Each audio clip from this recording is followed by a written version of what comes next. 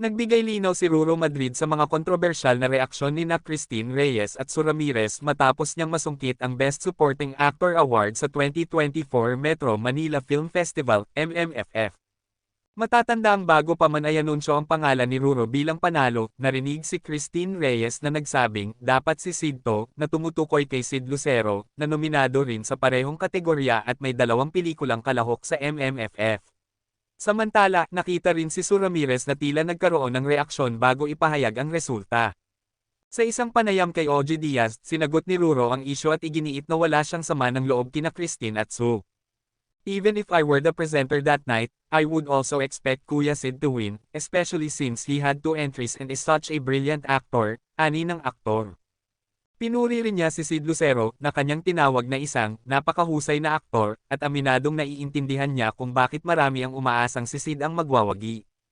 I haven't seen all the films yet, but I understand why they thought he would win. I don't think they meant anything bad by it, it was just a natural reaction. Ayon sa aktor, naiintindihan niyang minsan ay nagkakaroon ng mga hindi sinasadyang reaksyon sa isang kompetisyon at wala siyang balak palakihin pa ang issue. Sa kabila ng kontrobersya, labis ang pasasalamat ni Ruro Madrid sa natanggap niyang parangal. For me, there are no hard feelings. What matters is that we are all happy. Para sa aktor, ang pagkakaroon ng pagkakataon na maging bahagi ng isang pelikula ay isa ng malaking achievement, at ang makatanggap pa ng award ay bonus na lamang. Winning this award is an incredible experience, and I still can't believe it. Making a film is already an achievement, and receiving this honor is beyond what I expected. Sa kabila ng kontrobersya, ipinakita ni Ruro Madrid ang kanyang pagiging propesyonal sa pagharap sa issue. Imbes na patulan ng mga lumalabas na haka-haka, pinili niyang unawain ang naging reaksyon ni Christine Reyes at Sue Ramirez. Ipinakita niya ang pagpapakumbaba sa pamamagitan ng pagbibigay pugay kay Sid Lucero na inaasahang manalo ng marami. Mas pinili niyang mag-focus sa positibong aspeto ng kanyang panalo kaysa sa mga isyong maaaring sumire sa kasiyahan. Sa huli, ipinakita ni Ruro Madrid ang pagiging isang tunay na gentleman sa showbiz, isang artistang hindi nagpapadala sa intriga at nananatiling grateful sa bawat oportunidad na natatanggap niya. Nagbigay linaw si Ruro Madrid sa mga kontrobersyal na reaksyon ni Christine Reyes at Sue Ramirez matapos niyang masungkit ang Best Supporting Actor Award sa 2024 Metro Manila Film Festival, MMFF. Matatanda ang bago pa man ay anunsyo ang pangalan ni Ruro bilang panalo, narinig si Christine Reyes na nagsabing dapat si Sid to, na tumutukoy kay Sid Lucero, na nominado rin sa parehong kategorya at may 2 pelikulang kalahok sa MMFF. Samantala, nakita rin si Sue Ramirez na tila nagkaroon ng reaksyon bago ipahayag ang resulta.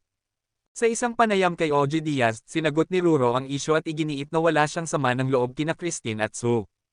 Even if I were the presenter that night, I would also expect Kuya Sid to win, especially since he had 2 entries and is such a brilliant actor, ani ng aktor. Pinuri rin niya si Sid Lucero na kanyang tinawag na isang napakahusay na aktor at aminadong naiintindihan niya kung bakit marami ang umaasang si Sid ang magwawagi. I haven't seen all the films yet, but I understand why they thought he would win. I don't think they meant anything bad by it, it was just a natural reaction. Ayon sa aktor, naiintindihan niyang minsan ay nagkakaroon ng mga hindi sinasadyang reaksyon sa isang kompetisyon at wala siyang balak palakihin pa ang issue. Sa kabila ng kontrobersya, labis ang pasasalamat ni Ruro Madrid sa natanggap niyang parangal. For me, there are no hard feelings. What matters is that we are all happy. Para sa aktor, ang pagkakaroon ng pagkakataon na maging bahagi ng isang pelikula ay isa ng malaking achievement, at ang makatanggap pa ng award ay bonus na lamang. Winning this award is an incredible experience, and I still can't believe it. Making a film is already an achievement, and receiving this honor is beyond what I expected. Sa kabila ng kontrobersya, ipinakita ni Ruro Madrid ang kanyang pagiging propesyonal sa pagharap sa issue. Imbes na patulan ng mga lumalabas na haka-haka, pinili niyang unawain ang naging reaksyon ni Christine Reyes at Sue Ramirez. Ipinakita niya ang pagpapakumbaba sa pamamagitan ng pagbibigay pugay kay Sid Lucero na inaasahang manalo ng marami.